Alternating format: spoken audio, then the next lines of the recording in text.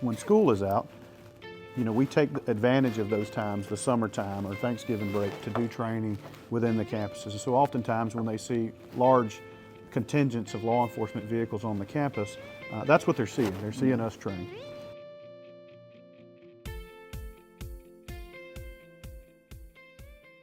So when you think student safety and school security, sometimes we don't think about our medical response or our first aid systems within our schools, but that's something that we've taken a very proactive approach with over the course of several years now. But one thing that our families might not be aware of, that just about everywhere you turn within our schools, you'll see an AED positioned on the wall. Those automated external defibrillators on every campus, multiple on every campus, along with portable units that we take along on student activity trips.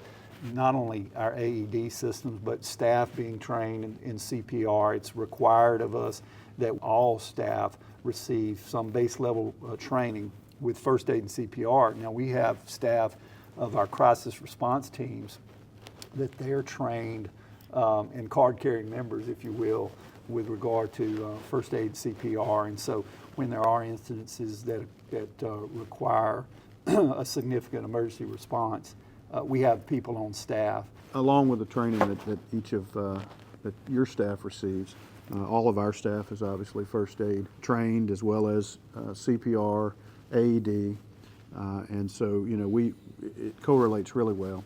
Their training is very similar and generally probably along the same training style, and so that allows us to act in a similar manner when we do respond. And we've had in the times that we've had to act, we've had the fortunate ability to be successful in that. We've had some really serious situations on campuses where had that training not been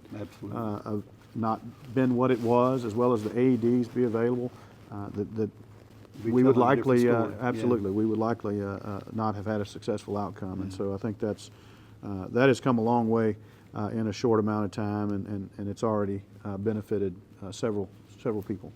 As I travel the state and speak to other law enforcement agencies, I find that it's not as common for the sheriff and the superintendent to speak nearly as often as we do. But not too many days go by that we don't talk, and we spend a majority of that time talking about what we can do to improve the safety of our schools, the safety related to our students as well as the staff on the campuses.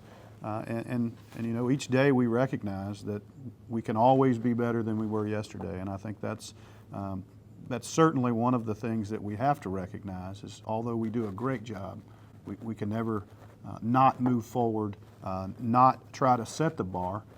And I think that's one of the things that we benefit so greatly from here, is that we don't necessarily follow, we try to lead. Absolutely. And so I appreciate the relationship that allows us to do that. Yeah.